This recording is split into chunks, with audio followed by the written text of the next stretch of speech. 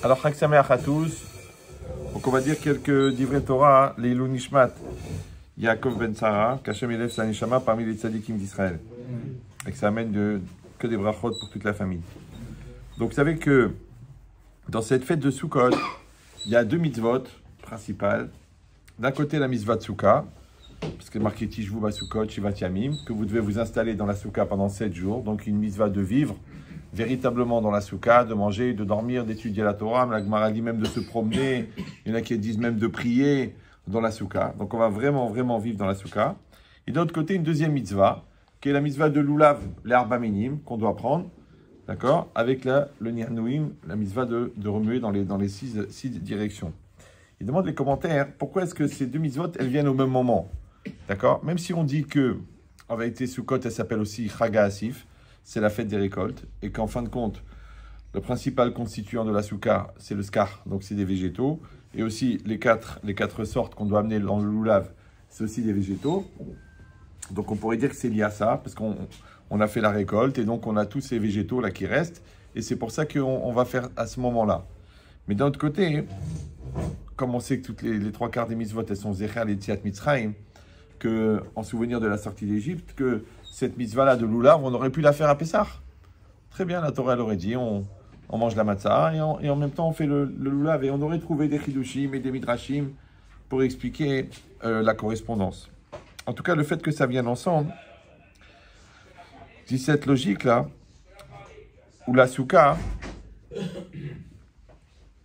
elle a une caractéristique spéciale, puisque c'est la seule fête, parce que Shavuot, c'est Zman Matan Torah Tenu, le moment où Hachem il a donné la Torah, et que Pessah, c'est Zman Cherut Tenu, c'est le moment de la libération, et que Souka, c'est Zman Simcha Tenu, d'accord? C'est le temps de notre joie.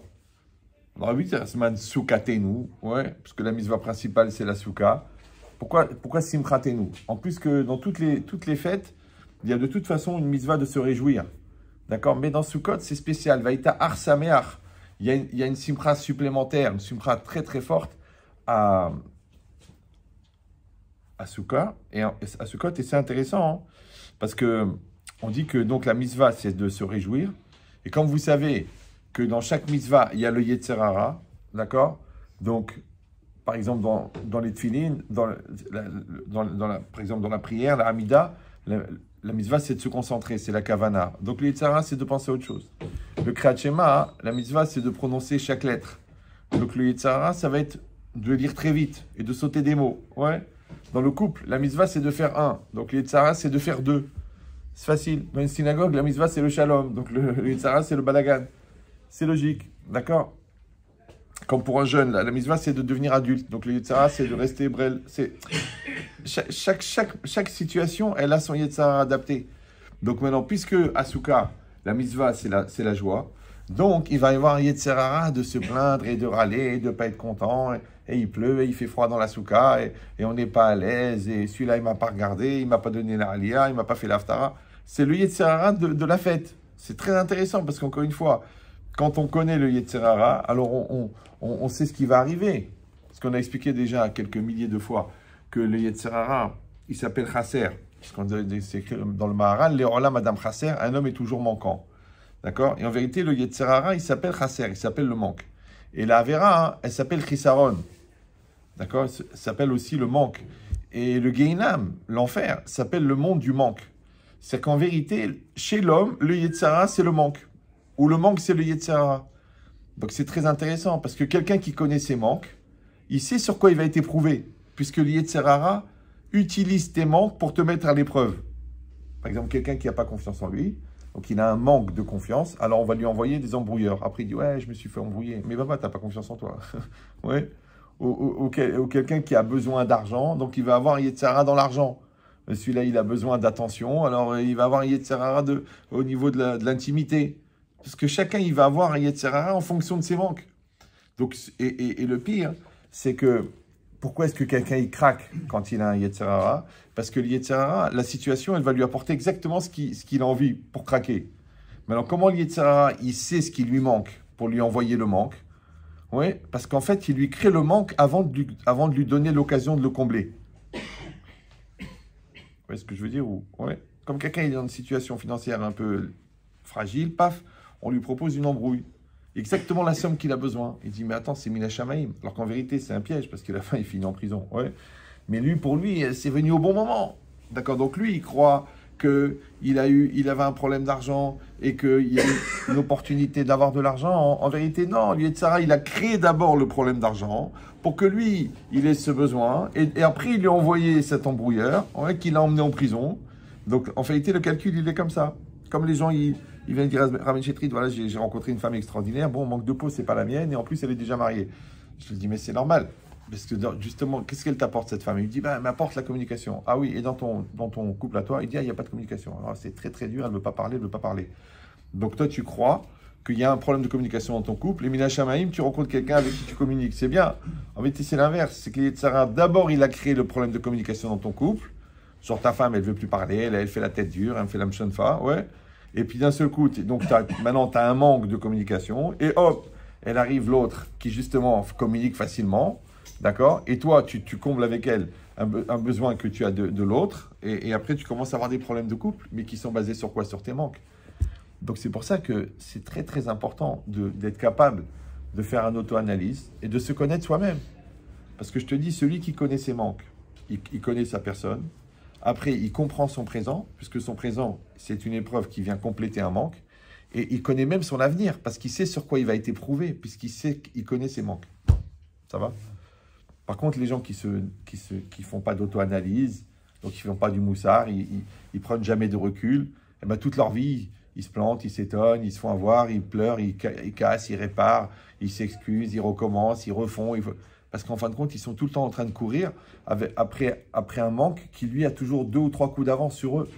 Alors, ils ne se marient pas avec la bonne personne, alors après, ils divorcent, après, ils font les enfants pas comme il faut, alors après, il faut qu'ils les subissent. Après, ils font du business pas cachère. Après, du coup, il faut qu'ils fassent des tralouettes pour arranger. Manque de peau, ils ont emprunté de l'argent au Turc. Le Turc, il leur prend 54% d'intérêt par semaine. Maintenant, ils veulent le tuer. Ils ont déjà enlevé 2 doigts. Mais comment il est arrivé là-bas, le gars? Parce qu'au départ, il n'a pas fait propre. Il fait les choses propres. Et alors, tu vas payer des impôts. C'est pas grave. Ouais, non, il veut faire tralouette. Alors, il fait l'embrouille. L'embrouille, elle se termine avec les embrouilles. Et sur la base de quoi? Ouais, pourquoi il a eu un esprit formaté tordu plutôt que droit? Ouais, parce qu'au départ, il y a un manque. Parce qu'au départ, il n'a pas la tête droite. Parce qu'au départ, il a des peurs ou des angoisses ou alors il n'a pas confiance ou quoi. Et ce manque-là que l'Yetzara va utiliser pour ça que le contraire puisque Yetzara, le rat, on l'a dit, c'est le manque. Donc, le contraire, le tov, ouais, qui est le bien, c'est complet. Puisque le Yetzara, c'est chasser, donc le contraire, c'est complet. Donc, quand une personne, elle est complète, ce qu'on appelle dans la Torah, dans le langage des Chachamim, lev tov, quand la personne, elle est complète, d'accord? Donc, elle va rencontrer des gens complets, elle va faire du travail avec des gens complets, elle va se marier avec quelqu'un de complet, elle va avoir des enfants complets, tout ce qu'elle va produire, ça va être complet, parce que ce que tu produis, ouais, c'est le produit de ce que tu es. C'est comme si tu mets ta main devant une lampe. Donc, dans l'ombre de la main, il y a combien de doigts? Bon, je vais peut-être baisser le niveau. Donc, ah, d'accord. D'accord. Eh bien oui, évidemment, vous avez raison. Ça dépend combien il y a de doigts dans la main. Maintenant, en vérité, la main, c'est la personne. Et l'ombre, c'est l'acte de la personne. C'est le marassé. D'accord? Maintenant, si tu es complet, ton acte, il est complet. Si tu es incomplet, ton acte, il est incomplet. Maintenant, une personne qui est incomplète, elle n'arrive pas à finir le business. À chaque fois, elle s'arrête au milieu. L'autre, elle n'arrive pas à finaliser la vente. Il y en a, il n'arrive même pas à finir sa phrase. Ouais, parce qu'il est incomplet. Parce qu'il est chasser. Ouais. Il dit le contraire. Le contraire. Que le contraire de chasser, c'est malé. Malé, c'est shalem, c'est complet. Complet, c'est shalem. Shalem, c'est shalom. Shalom, c'est la paix. D'accord? Maintenant, c'est intéressant parce que le fait d'être complet, ça donne de la joie. Par contre, le fait d'être incomplet, ça donne de la tristesse. C'est pour ça qu'on dit que En Yetzera Racholet et la Bemi chez Ino Besimcha, le Yetzera ne s'attaque qu'à celui qui n'est pas dans la joie, d'accord? Mais en vérité, puisque la joie, c'est la satisfaction d'être, donc la joie, elle apparaît chez les gens qui sont complets, Donc automatiquement, les gens incomplets sont tristes. D'ailleurs, ils se plaignent tout le temps. Et il y a toujours quelque chose qui ne va pas. Il y a ça qui ne va pas, il y a ça qui ne va pas. Maintenant, eux, ils croient que la situation, elle va pas et que eux, ils l'ont compris. Non, c'est parce que eux, ils sont incomplets qui captent l'incomplet. Donc en vérité, ils projettent. Les psychiatres, ils disent, tu projettes la mort que tu contiens. Chacun, il a la mort en lui. Ouais. Mais on la garde jusqu'à 120 ans. Non, il y en a, il la distille. Tous les jours. Ah, ça va pas, c'est difficile. Ah, je vais tendre le pied, j'ai mal partout. Tu te rends pas compte, personne ne m'écoute, on m'aime pas. Je suis sûr que le client va pas truquer. On part en week-end, il va pleuvoir. À tous les coups, je vais crever un pneu. Cette voiture, elle va... Les gens, ils sont... En fait, pourquoi il est négatif? Parce qu'il est négatif. Comme dans le courant, il y a le positif et le négatif. Il y a les ions négatifs et les ions positifs. C'est comme ça. Ouais. Dès que toi, tu choisis. Comme la Torah l'a dit, Natati lefanecha et tachaim vetamavet. J'ai mis devant toi la vie et la mort. Tu choisis les ions positifs. C'est comme tu veux. Il dit, cette personne-là, elle va arriver, d'accord, à Sukkot, et elle doit choisir les ions positifs, d'accord. Elle doit être Bessimcha. Tu vas dire, mais c'est pas évident. Pourquoi? Parce qu'on a passé Rosh Hashanah, on a passé Kippour, et on arrive à Sukkot, et on nous dit, il faut être Bessimcha. Ben, on n'a pas toujours que des raisons d'être Bessimcha. Donc, la question, elle est, est-ce que je vis une situation qui génère de la simcha, ou alors que moi, je contiens de la simcha, et donc c'est moi qui va améliorer la situation. C'est moi qui décide. Ouais. Voilà. Non seulement je la provoque, mais même la situation qui, entre guillemets, comme ils disent les fous, objectivement, ouais, elle est mauvaise. Ouais, mais en vérité, ça ne veut rien dire objectivement. Parce que la situation, elle n'est pas ce qu'elle est. La situation, elle est ce que tu en fais. D'accord? L'autre, il a eu une enfance difficile, mais ça lui a donné une très grande maturité, parce qu'il a fallu qu'il se batte. L'autre, il a eu une enfance facile, mais du coup, il était toujours protégé, il a grandi dans un cocon, et un cocon, il n'y a que deux possibilités. Ou ça produit un co, ou ça produit un... D'accord? Donc le gars, il est nul, en fin de compte, parce qu'il a été heureux. L'autre, il est fort, parce qu'il s'est battu. Donc, qu'est-ce que tu vas dire? Tu dis, ah, dommage pour lui, il a eu une enfance heureuse. Comprenez ou non? C'est pareil. Les enfants, ils comprennent tout du premier coup. Alors, il dit, c'est bien, comme ça, je n'ai pas besoin de me casser la tête. Oh, mais tu n'as aucun lien avec eux. Les enfants qu'il faut s'occuper de, allez, viens, on travaille, viens, on réfléchit, viens, on parle, viens, on révise. Du coup, il y a un lien qui se crée. Donc, tu dis, l'autre, il a un enfant intelligent, mais il n'a aucun lien. Et l'autre, il a un enfant qui a eu des difficultés, mais comme ils ont travaillé ensemble, alors, ils ont créé une soudure. Donc, ça veut dire qu'en fin de compte, quoi? Tu dois souhaiter le malheur pour avoir du bonheur. Donc on comprend qu'en vérité, le bonheur n'existe pas. D'accord? C'est pas grave. Parce que le malheur non plus. Ouais. En vérité, le bonheur, c'est une relation de maturité que tu entretiens avec une réalité, qu'elle soit bonne ou mauvaise. Ça va? Et le malheur, c'est une relation d'immaturité que tu entretiens avec une réalité, qu'elle soit bonne ou mauvaise. Parce qu'une situation qui est bonne, et tu l'assumes avec maturité, d'accord, elle devient meilleure.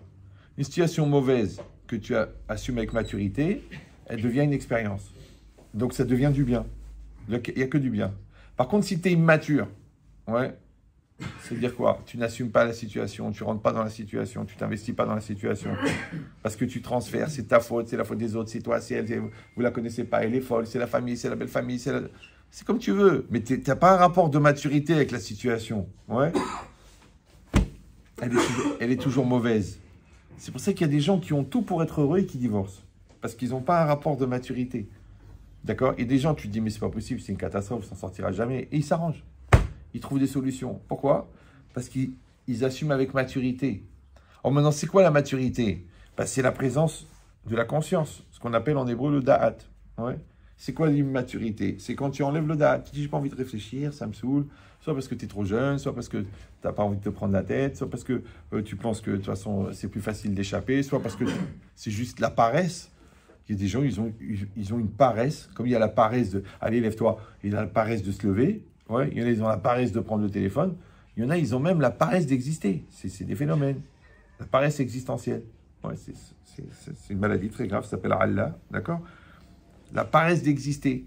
Tu dis, mais c'est ta vie, c'est ton couple, vas-y, bouge. Ah non, attends, encore un effort, toujours faire des efforts. Extraordinaire. Ben, ces gens-là, ils sont toujours tristes. Bah oui, parce que la joie, c'est la satisfaction d'être. D'accord?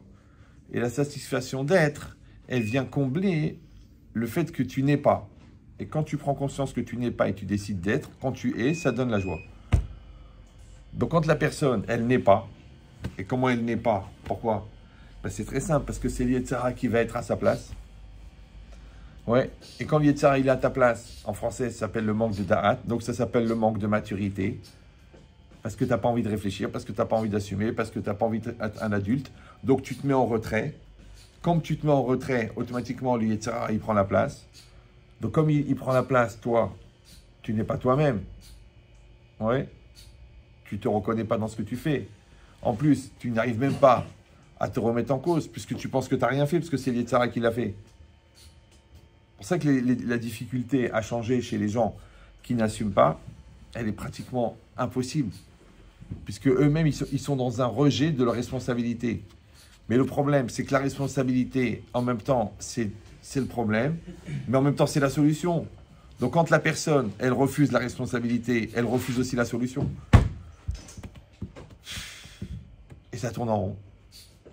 Ouais, ça tourne. Comme vous savez, le hamster, là, dans son jeu, là, plus il court, puis ça tourne, il court, ça tourne. Tu vois, il y a des gens comme ça toute leur vie. Après, il meurt. Après, mais t'as couru pour rien, un hamster. Il a couru pour rien, le gars. Ouais. Il n'a rien produit, il n'a rien développé, il n'a rien fait, il n'a rien devenu. Il n'a pas créé une relation avec Hachem, il n'a pas construit sa vie, il n'a pas construit sa famille, il n'a pas construit son business, il n'a rien construit. Le hamster, toute cette énergie qu'il a dépensée à tourner, elle a servi à rien. Oui. Il dit ça s'appelle le rachat. C'est ça, rachat. Les gens, ils croient rachat, ça veut dire le moucherat. Non, c'est juste un gars qui ne sert à rien. Dans sa vie à lui, il ne sert à rien. C'est gratuit. Ouais. C'est comme la haine gratuite, ça ne sert à rien. Ben, il y a la bêtise gratuite. Il y a même la vie gratuite. Le mec, tu as vécu pourquoi? Rien. Moi, je me suis fait un petit kiff, genre, je suis resté célibataire, j'ai été d'une femme à l'autre, j'ai pas fait d'enfant parce que ça casse la tête, j'ai pas acheté parce que je veux pas la responsabilité du crédit, j'ai pas pris de business parce que je veux pas avoir l'angoisse des échéances. Et à la fin, il a quoi? Rien. Il a rien. Le gars, il se retrouve à la retraite avec 163 € d'aide sociale. Pourquoi? Parce qu'il a rien fait de sa vie, en fin de compte. Ouais. Mais il a rien fait de sa vie de quoi? De ne pas exister. Parce qu'exister, c'est prendre un risque. Il dit, dans la même manière, dans la spiritualité, dans la religion, il faut prendre des risques. D'accord? Tu te lèves, tu apprends à lire. Tu dis non, c'est pas évident, c'est difficile et tout. Alors n'apprends pas à lire. Eh ben, va te taper l'archouma à la synagogue. Ouais. Après, tu dis, mais les téphilines. Ah non, j'ai peur de m'étrangler. Mais c'est pas là qu'il faut les mettre. Il dit, le Shabbat, c'est compliqué. J'ai l'habitude d'aller chez Auchan. Mais de toute façon, tu vas revenir en Gilgoul en Kadi, Yabrel. Donc tu vas toute ta vie, tu vas tourner dans un Auchan. Ouais. Donc une personne, elle doit prendre... La religion, c'est un risque. T'es un juif, t'es un sale juif. Alors prends le risque d'être un bon juif si déjà t'es juif. C'est dommage. C'est vrai, le mec, il aurait... Dans le cycle des réincarnations, il aurait pu revenir au Congo. Imagine, le gars, il revient au Congo, il naît dans une case avec sa mère. Elle lui dit, Angaro, Magongoro. Ouais, il marche tout nu, comme ça, il va chercher de l'eau. Un lion, il vient, il lui mange une jambe. Ça aurait pu être ça, sa vie.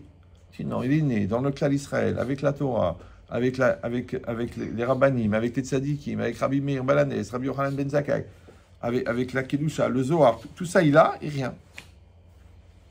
Dommage qu'il n'est pas né au Congo, parce qu'au moins on a enlevé le go, il est resté le... D'accord? Donc, cette logique-là, où la personne, elle prend le risque, d'accord? Il dit, bah, c'est ça le Baal Teshuvah. Le Baal Teshuvah, c'est celui qui va prendre le risque. Il est prêt. Ouais. Au lieu de rester dans son sommeil, là, dans son coma volontaire médical, il prend le risque. Donc déjà, Rosh Hashanah, il a pris conscience, il a compris qu'il y a un patron. Ouais.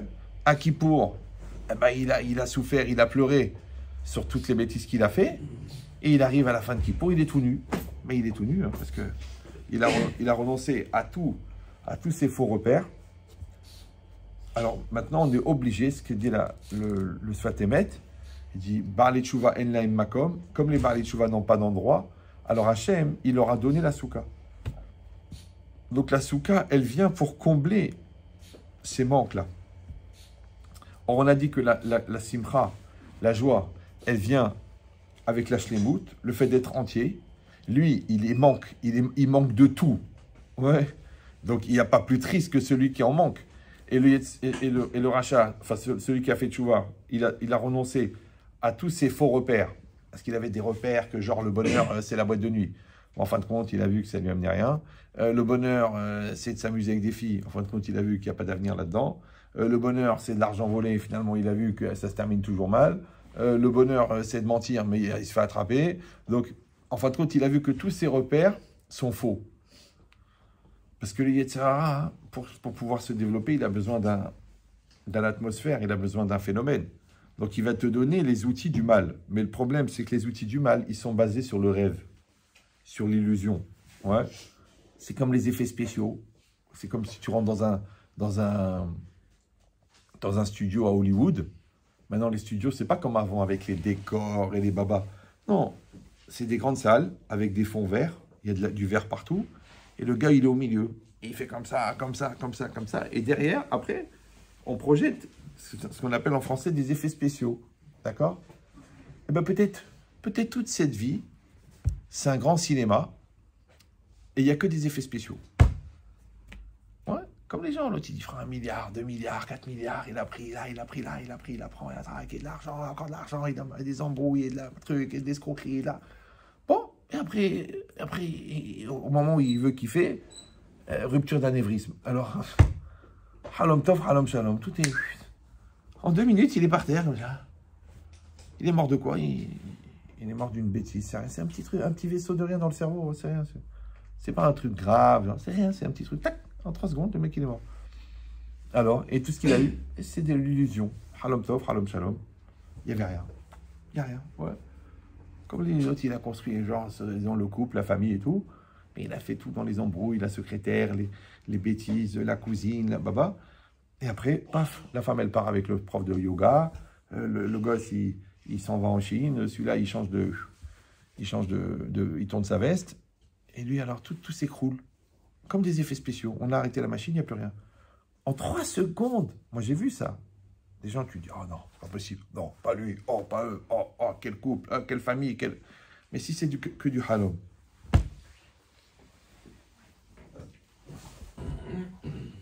C'est qu'elle dit le pasouk. Les anchil au havai yesh. Je vais faire hériter à ceux qui m'aiment le yesh. Le yesh, c'est ce qui est. Ouais. Ce qu'ils appellent le concret. D'accord? Mais le concret dans le vrai. Pas le concret dans le faux. Parce qu'on sait très bien que le concret, ça ne veut rien dire. Moi, je connaissais un gars très, très, très riche. On lui a proposé une super affaire, un ranch, genre 4 millions de rentabilité par jour en Australie. Le mec, il a tout mis dedans. Il est arrivé, il a dit, monsieur, il n'y a ni ranch, ni rentabilité, ni rien. Un autre, le jour de Rosh Hashanah, il a eu un truc en bourse, il a perdu 250 000 $. Rien, comme ça, tac. Tout son argent de côté, il est parti. Et le pire, c'est qu'en plus, il avait des systèmes dans son placement où justement, ça se bloquait, et ben ça n'a pas fonctionné. Genre, le bon Dieu, il dit, toi, je fais ce que je veux, où je veux, quand je veux, et des fois que tu ne comprends pas pourquoi, je te le fais le jour de Rosh Hashanah. Allez, va devenir intelligent, d'accord? Donc, ça veut dire quoi en vérité? Ça veut dire que la personne, le Yetzer Hara, elle lui crée des faux repères, d'accord? Le problème, c'est que quand tu fais tes chouvas, tu renonces à tes faux repères. Mais tu n'as pas encore les vrais repères. Comment tu vas faire? Ouais, c'est comme si quelqu'un il dit, allez, maintenant je vais faire du business cachère. Mais il ne sait pas. Tout ce qu'il a fait dans sa vie, c'est des fausses factures, des embrouilles. Il a déclaré la grand-mère qui est morte à Oujda en 42 gérante. Il a payé la bar mitzvah avec le chéquier de la société. Il ne sait pas faire cachère. Il ne sait pas. Donc quand il dit, allez, je fais tchouva. Mais comment il va faire? Il ne sait pas. D'accord? Comme des gens qui mentent. Ils mentent. Mais même toute leur vie, c'est un thé à la menthe. Tellement tellement ils ont menti. Ils ne savent pas dire la vérité. Pour rien. Même si quel jour on est? Mercredi. Pourquoi? On est lundi. Il dit que c'est lundi. Non, mais c'est histoire de délirer un peu. Il dit, pourquoi tu arrives en retard? Ouais, il y a un avion qui s'est posé sur l'autoroute. Arrête, Belmondo. Arrête de mentir. Il y a des gens, ils ne peuvent pas. Il y a qui mentent parce qu'ils n'assument pas. Il y en a qui mentent pour améliorer le quotidien, c'est un peu des poètes comme ça, ouais. Des gens qui mentent. En vérité, le problème du mensonge, c'est que c'est pas seulement que ce qu'il dit, ça n'existe pas. C'est que même le menteur lui-même n'existe pas, puisqu'il vit dans un monde parallèle imaginaire. Ouais. Donc, il ne peut pas avoir d'efficacité. Maintenant, imagine celui qui était avec le Yetzer Hara, donc qui était entièrement dans le mensonge. Il fait teshuva, donc il arrête le mensonge. Mais il n'a pas la vérité. Vous comprenez ce que je veux dire ou non? C'est comme quelqu'un qui triche à l'école. Il triche. Bon, il s'est toujours arrangé. Tac, passe-moi la feuille, l'anti-sèche. Il a fait faire la copie à sa copine. Le jour d'un terreau, il s'est cassé le doigt. Après, il pleure au directeur. Il donne un cadeau au doyen. Mais un jour, il dit, je veux plus tricher, je veux plus.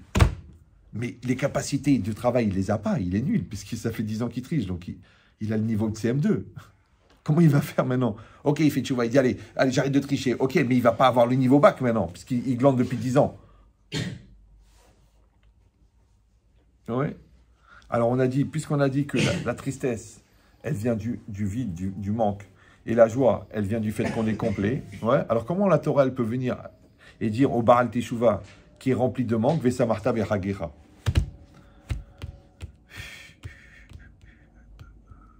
Ça va ou là? Ouais. Mais le gars, il se rend compte de ses manques. Il voit qu'il est vide, il voit qu'il est nul, il voit qu'il est incapable. Attends, Vesa Marta. Mais qu'est-ce qu'il va faire? C'est ça qu'ils ont créé la vodka. Non, comment il va faire, le gars, pour se rendre compte, pour combler ça? Alors, il y a une chose extraordinaire, c'est qu'on dit que le Yetzer Hara, il est vieux, parce que tu l'as depuis la naissance, mais il est bête. Mais le Yetzer Hara Tov, il est jeune, parce qu'il vient qu'à partir de la bar mitzvah. En fait, il vient à partir de la prise de conscience. D'accord? Pour quelqu'un qui fait tchouva à 40 ans, en vérité, il est bar mitzvah. Ouais, quelqu'un qui ouvre les yeux et qui dit ça, j'ai compris la valeur des choses, j'ai compris l'importance. Il vient de faire sa bar mitzvah, celui-là. Ouais. Normalement, encore une fois, c'est 13 ans et un jour, normalement. Mais bon, c'est très rare de trouver des gens de 13 ans et un jour qui ont la maturité. C'est quand ils disent dans les discours, tu as atteint ta maturité religieuse. Le gosse, il a 13 ans. Son jean, il est plus vieux que lui. Ouais. Il regarde sa montre, il dit à ses copains, regarde le costard et tout ça. C'est un bébé. Attends qu'il va se poser, qu'il va être mature, qu'il va être... Donc ça prend un certain temps. Une fois, quelqu'un est venu me voir à la fin d'un cours, il m'a dit, ah, monsieur Tritch, j'ai très honte parce que en fait, je suis très, très éloigné de la Torah et j'ai pas fait la bar mitzvah et j'ai pas fait la brit mila. Je dis, mais quel âge vous avez? Il m'a dit 35 ans. Je dis, c'est pas grave. Bon, la brit mila, on va trouver un rabbin chirurgien et on va couper court à la discussion. Ouais. Et j'ai eu la bar mitzvah, je dis, les 3/4 des gens, ils font la bar mitzvah à 35 ans. Il me dit, ah bon? Il m'a dit, mais je crois que c'était 13 ans. Non, parce que souvent, les gens, ils font la bar mitzvah le jour de la bar mitzvah de leur fils. C'est-à-dire qu'il y a le fils et le père, d'accord? Et le rabbin, ça fait le père, le fils et le Saint-Esprit. Ouais. Et le rabbin, il est en train de faire le discours. Ouais. Mais qui c'est qui écoute? Le père. Parce que le fils, il est dans les vapes. Et le père, il écoute. Il dit à son fils, mais écoute, c'est important ce qu'il dit. La prise de conscience du père, elle se fait le jour de la bar mitzvah de son fils. Donc, il fait sa bar mitzvah le jour de la bar mitzvah de son fils. Voilà, ça s'appelle vivre en décalé. C'est comme le gars qui découvre qu'il aime sa femme à la naissance du 3e. Parce que sa femme, elle a failli partir pendant l'accouchement. Et du coup, maintenant, le gars, il devient fou, il se met à prier, il prend sur lui. Parce qu'il d'un seul coup, ça y est, en fait, il s'est marié le jour de l'accouchement du 3e gosse. Et avant, il était quoi? Une ambiance, un folklore. T'es pas marié. Ouais. T'es marié quand tu as peur de perdre, quand tu es engagé, quand tu es mature dans ta relation, quand tu mets une volonté très très forte. Avant ça, tu n'es pas marié, c'est rien, c'est on se rencontre, on s'attire, après les parents ils disent bon, ça suffit, il faut se marier, bon alors on se marie, après les loyers, les trucs, la maison, l'argent, les meubles Ikea, tu n'es toujours pas marié, c'est juste pris dans une mécanique, d'accord, qui t'amène à, mais tu n'es pas encore marié. D'ailleurs, la preuve, il y a des gens, après 20 ans, 30 ans, 50 ans de mariage, ils ne sont toujours pas mariés. Tu le vois, il vient en Shalom Bayit, ah bien, Msou, j'en ai marre, c'est trop difficile, puis j'ai envie de varier le menu. Je dis, mais votre problème, c'est pas que vous n'aimez plus votre femme, c'est que vous n'êtes jamais marié. Les gens, ils ne se marient pas. Comme des gens, ils ne se mettent pas au travail. Ils sont là, je suis obligé, c'est difficile, est-ce que je dois signer? Tu ne veux pas faire l'engagement à ma place? En fait, tu t'es pas rentré dans le travail. Tu n'as pas mis ta tête, tu n'as pas mis ton cœur. Comme dans l'étude de la Torah. Si tu t'investis pas et tu fais pas l'effort, tu fais pas mes sirout nefesh, et tu dis, je comprends rien, ça veut rien dire, puis c'est de l'araméen, parce que tu t'es pas investi. Donc, tu es immature dans la Torah, tu piges rien. Tu es immature dans le mariage, bah, ça va à la catastrophe. Tu es immature dans le business, bah, tu vas rester un employé toute ta vie. Ouais, parce que tu veux que l'autre, il assume en tant que patron. Donc, toi, tu veux pas assumer. Donc, ça, c'est un mental d'employé, ça, c'est un mental de patron. Toute la vie, c'est comme ça. Donc, l'idée, on a compris, c'est que maintenant, on arrive à Sukkot, et à Souka, on est dans une Souka, et il y a une halakha spéciale dans la Souka, on a dit, c'est que mitztaher patour. Celui qui souffre dans la Souka, il est exempté. C'est-à-dire que s'il fait une très très grosse chaleur dans la Souka, tu dois sortir de la Souka. Ouais, s'il y a des moustiques spécialement dans la Souka, tu sors de la Souka. S'il pleut dans la Souka, tu sors de la Souka. C'est la seule mitzvah où la Torah, elle a dit mitztaher patour. Oui, parce que normalement, quand c'est marqué Ve'afta et Hashem Elokecha, Bechol Levavecha, Ufrol Nafshecha, Ufrol Meodecha. Tu aimeras l'Éternel ton Dieu, Bechol Nafshecha. C'est quoi Bechol Nafshecha? De toutes tes forces.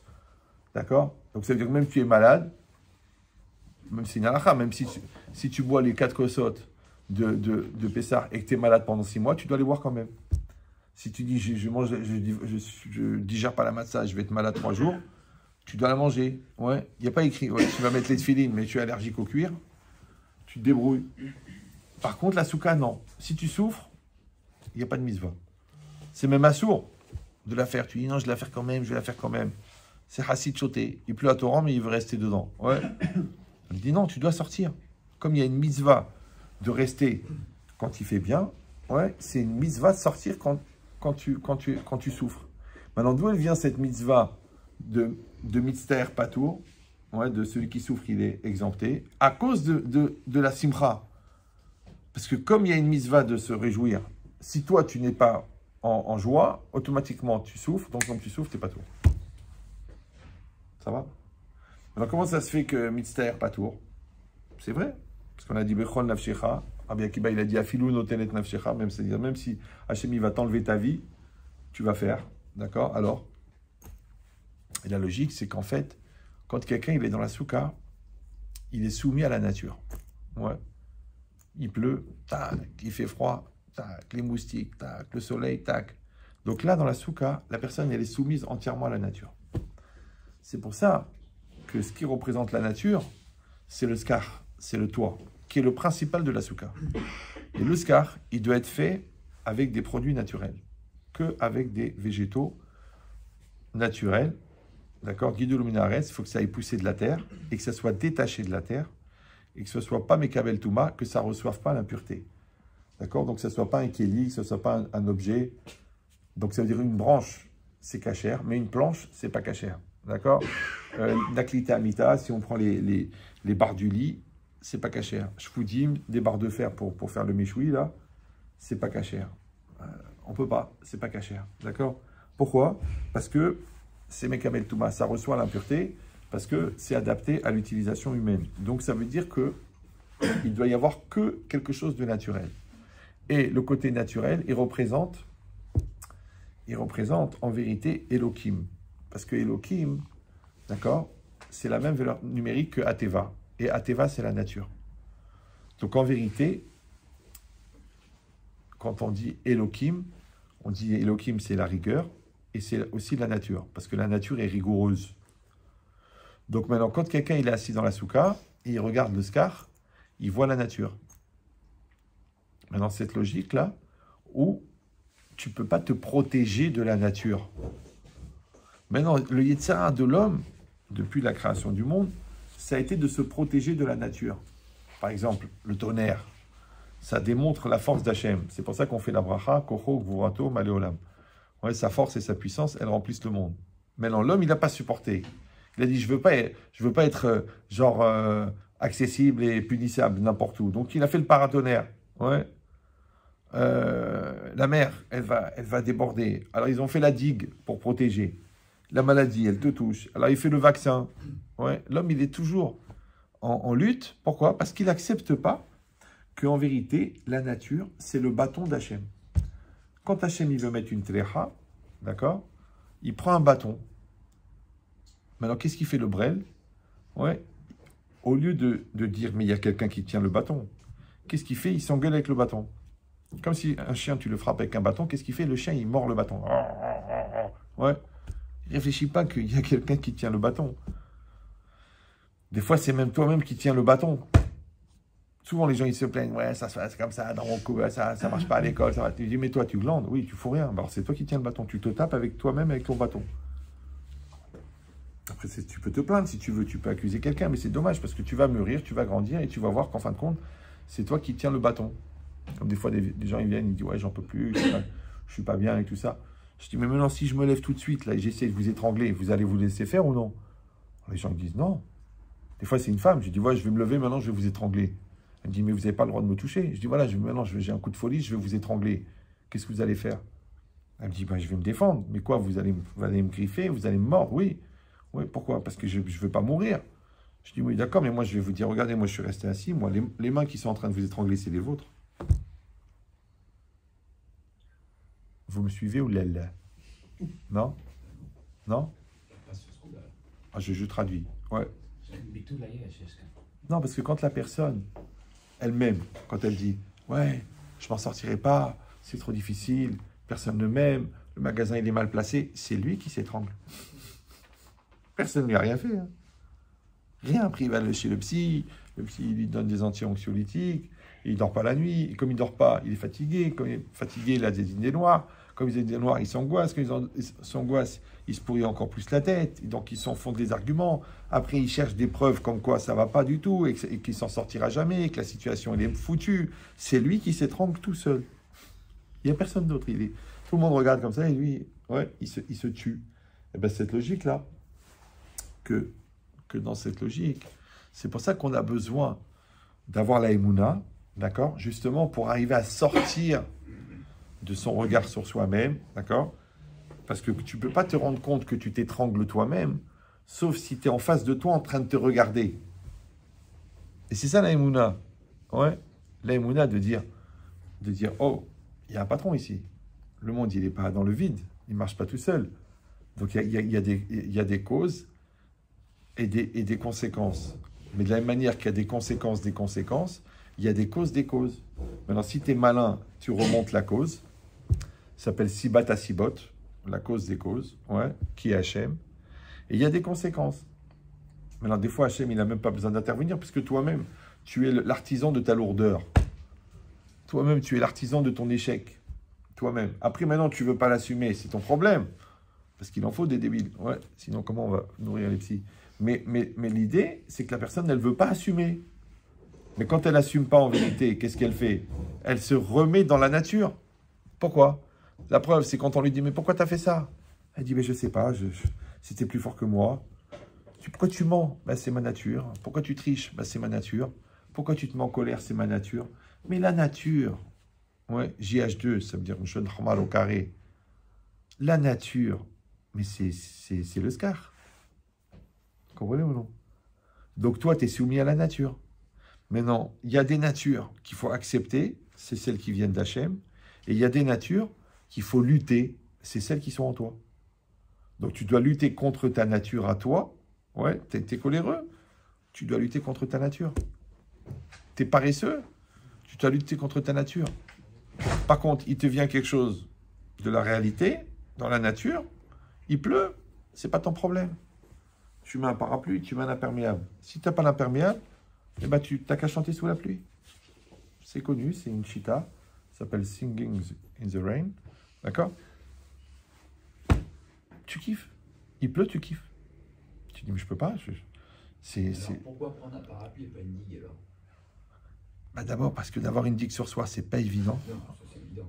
Mais pourquoi de ne pas mettre une digue quand il y a l'eau qui vient tout endommager et tuer les gens et pouvoir prendre un parapluie quand il pleut? C'est la nature, c'est pareil. Bah, c'est ce que j'ai dit. Si toi, tu essaies de te protéger, mais quand tu peux pas, voilà, tu peux pas.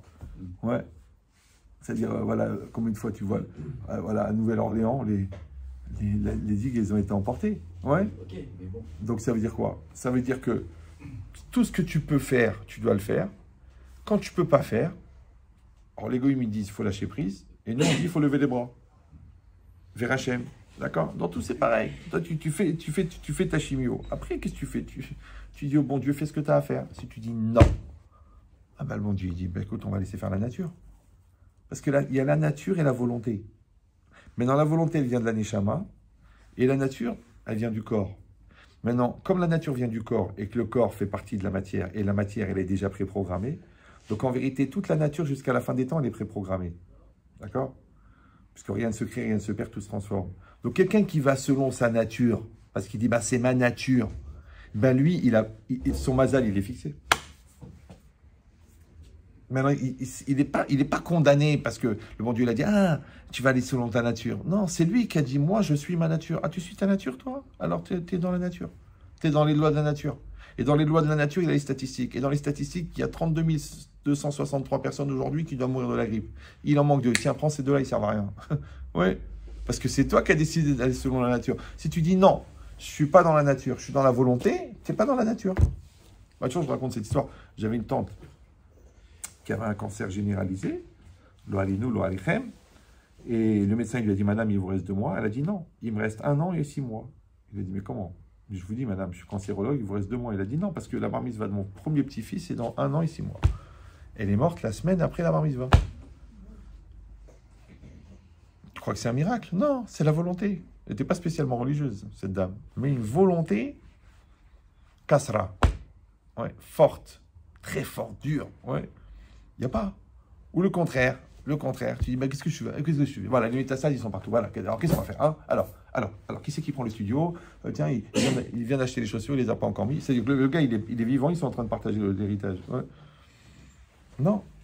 Donc, cette logique-là, où quand tu es dans la soukha, tu es soumis à la nature. D'un autre côté, le loulav, c'est l'inverse.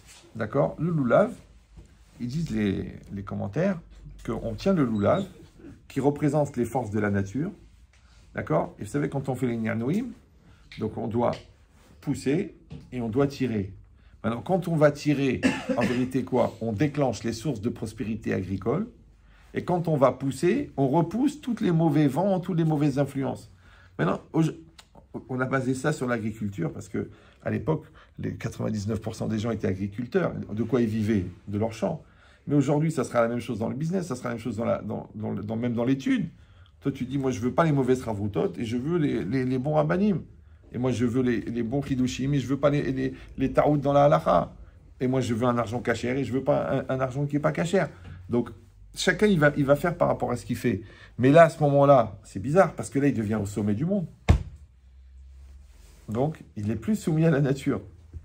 Donc, c'est ambigu parce que dans la soukha, tu es soumis à la nature. Dans les loulav, tu es maître de la nature. Alors, comment c'est possible de mettre les deux en même temps?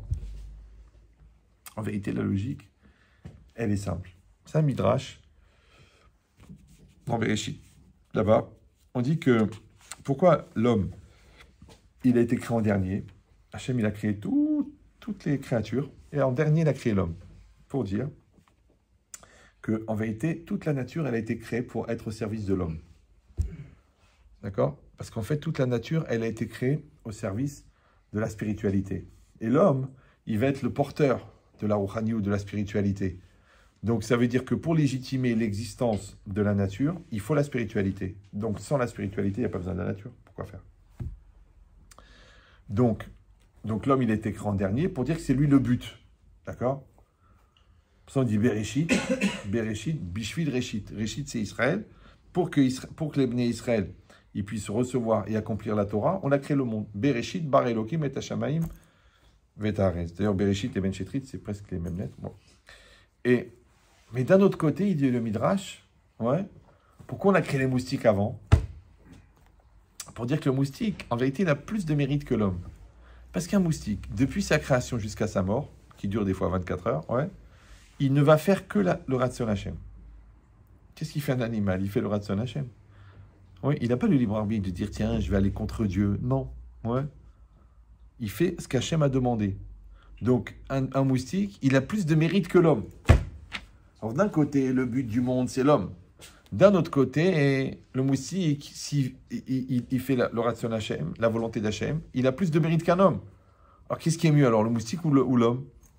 C'est pour ça d'ailleurs que quand quelqu'un ne fait pas ce qu'il faut, il va revenir en Gilgoul. Vous savez qu'il y a 7 Gilgoulim, vous êtes au courant? 7 réincarnations. 3 premiers chez les juifs, 4e chez un non-juif, 5e animal, végétal, minéral. C'est que le gars, il vient dans un corps dans une famille religieuse, il doit être un chassid, il doit être de Torah tzaddik. Il dit non, laisse-moi tranquille, ça me saoule. Bon, alors du coup, il revient dans un corps de juifs traditionnalistes, d'accord? Bon, alors, bon, mais quand même, c'est difficile, j'ai besoin d'aller à la plage mixte, et le kasher, ça me donne des boutons. Ok, il revient dans un corps de juifs, genre réformé, perdu, de Khelal Khadé à 10 km de Saint-Étienne. Donc celui-là, il doit faire teshuva, découvrir la Torah, devenir traditionnaliste, et faire une vraie teshuva, et devenir Talmid Chacham, parce qu'il doit faire le tikkun des 3. Ouais. Il n'arrive pas. Il revient, 4e, il revient dans un non-juif. D'accord? Maintenant, le non-juif, on dit les convertis, c'est quoi? C'est des âmes juives qui ont été redistribuées dans des corps non-juifs. Donc lui, il faut qu'il découvre l'importance de la Torah. Déjà, il découvre Dieu. Après, il découvre l'importance de la Torah. Après, il fait une conversion. Maintenant, il ne fait pas une conversion genre halal halé. Il faut une conversion d'ultra-orthodoxe, de Talmid Chacham, de Torah pour faire le tikkun des 4. D'accord? Il n'y a pas. Il a grandi, là-bas, il est resté dans son truc. Donc, il revient en animal. Un animal. D'accord? Donc, il revient en poulet. Donc, il faut qu'il soit abattu par un shochet qui a Hirat Shamaim et qu'il soit mangé le Shabbat par des tzadikim. Manque de peau.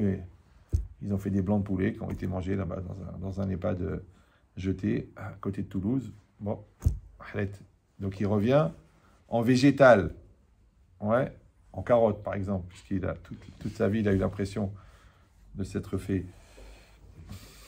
carotter. Ouais. S'il participe à un plat tunisien, donc ça va. Sinon, il va falloir qu'il revienne en minéral. En minéral, ouais. Ah, ouais, en végétal. Exactement, c'est un tikkun. Et si vous allez dire, bon, faut pas non plus... Moi, quelqu'un m'a raconté cette histoire incroyable. D'ailleurs, c'est un Tunisien. Monsieur Guez, vous vous rappelez de la feuille de miel? Elle est connue, non? Oui. Non? Oui. Oui. J'étais chez lui un jour, à l'époque, dans son magasin, la maison du Talet. Il m'a dit, il me dit, Rabbi Chitri, je vais vous raconter une histoire. Il a dit, moi, quand j'avais 16 ans, j'ai passé la smicha de Shrita. Il a pris la Shrita. Il était à Djerba, donc il s'est fait interroger là-bas par les Chachamim de Djerba. Et ils l'ont interrogé, ils l'ont vu qu'il connaissait bien. Et à ce moment-là, il y a un monsieur qui est venu avec une sheila, avec une question. Il a amené un poulet. Il a dit, c'est quoi le problème? Il a dit, voilà, on lui a fait la Shrita, il court. Non, la Shrita, elle est faite. On voit le poulet, il a la gorge ouverte. Il le pose par terre, il court. Il attrape, tac, il dit, qu'est-ce qu'il faut faire? Alors il demande, ah bah voilà, toi, voilà, maintenant ça y est, tu as un rave de Shrita. Qu'est-ce qu'il faut faire? Il a dit, moi, je sais pas, dans le Shulchan Aruch, on ne parle pas des poulets morts qui courent. Et les rabbins, ils se sont bien rigoler. Il a dit, mais c'est évident. Il a dit, écoute, hein. Il a dit, ça, c'est un juif qui est revenu en Gilgoul dans un poulet, et tant qu'on ne lui fait pas le schéma, il ne meurt pas. Lui, il a dit, ça y est, ils sont tous... C'est ce qu'ils ont fait. Ils ont fait le schéma, il est mort. Alors, ils ont dit au propriétaire, voilà, maintenant c'est bon, tu peux le manger, l'irvot Shabbat. L'autre, il a dit, moi, je ne mange pas un juif, moi. Ouais. Alors, ils ont rigolé, les rabbins, ils l'ont pris. Ça veut dire que la réalité, pour eux, la réalité, ce poulet-là, c'est une réincarnation. C'était la réalité pour eux. Toi, tu dis, non, ça, c'est les marabouts africains. Non, eux, c'était la réalité. Comme on dit, Rabbi Yaakov Abersera, le Shabbat, on lui amenait un plat de poisson, il y a plusieurs poissons dessus, il tournait le plat, et il parlait au poisson. Il disait, c'est toi? Maintenant, le poisson, il est cuit. Hein. C'est toi? Il y avait une voix du poisson qui disait, non. Une autre, un autre, non, jusqu'à ce qu'il disait oui. Il disait, c'est ce poisson-là que je dois lui faire son tikkun. Le Rav de Teuch de Montréal, là. Tous les ans, on a amené des milliers de poulets pour les caparottes. Tous les poulets, ils faisaient ta. Ouais, parce qu'ils ne se laissent pas faire. Et lui, il disait non. Quand il arrivait, c'était son poulet à lui. Le poulet, il ne bougeait pas, il faisait comme ça. Alors quand ça arrive une fois, tu dis, bon, c'est une coïncidence. Mais quand c'est tous les ans, tu commences à te poser des questions. Ouais, ça veut dire que c'est une réalité, ça existe. Maintenant, nous, encore une fois, on est des croyants que les choses qu'on comprend. C'est pour ça qu'on prend des antiseptiques, puisqu'on est très sceptique. Mais attention, parce que le côté sceptique, un jour, ça finit par sentir mauvais, puisqu'il y a les vrais sceptiques et il y a aussi les fausses sceptiques. Bon, c'est pas grave. Donc, c'est quoi l'idée? Vous avez compris maintenant la contradiction. Que d'un côté, le loulav, il représente que l'homme, il maîtrise entièrement la nature. Et la souka, au contraire, il est soumis à la nature. Pourquoi on a besoin des deux? C'est très simple. En vérité, ça s'appelle des systèmes de protection. Que si quelqu'un, avec le loulav, il va se prendre qu'il est fort, si avec l'argent, il va croire qu'il a tous les pouvoirs, si avec la beauté, il va croire tout lui est permis, si avec l'intelligence, il va croire qu'il peut faire n'importe quoi, on va lui dire, wow, wow, wow, wow. Va t'asseoir dans la souka. Ouais, il y a Jbal Abira, il y a quelqu'un au-dessus de ta tête. Ouais, et dans la souka, c'est très bizarre, parce que le gars, il a une maison à 8,5 millions d'euros, ouais, il a une villa à Neuilly-sur-Seine, d'accord, il est bien, il a des murs comme ça, il a la clim, il a les variateurs de lumière dans les toilettes, ouais, on lui dit, tu vas dans une cabane, une petite cabane khlada, genre 3 poteaux, un tissu tendu, le tissu qu'il a ramené d'Oujda, là, de ta grand-mère, une table en plastique, 2 chaises, il fait froid, la nuit il dort, il entend les gens qui passent à côté, l'autre qui sort son chien, l'autre qui... Ouais. Donc il se retrouve SDF. Alors il dit, je comprends pas, j'ai une maison à 10 millions d'euros, je suis dans une cabane. Oui, va dans la cabane, va. Ouais, c'est le Midirat Keva, Veshev Midirat Arai. Tu sors de ta maison fixe et tu vas dans une maison qui est précaire. Ouais, mais dans tout c'est pareil, même dans un couple.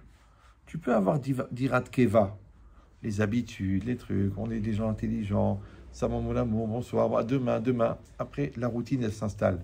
Non, tu sors, tu dis, allez, on va faire un week-end. Allez, tu lui parles sincèrement, tu ouvres ton cœur, tu dis, écoute chérie, je m'excuse, j'ai eu un gros Yetzerara, je voulais qu'on en parle.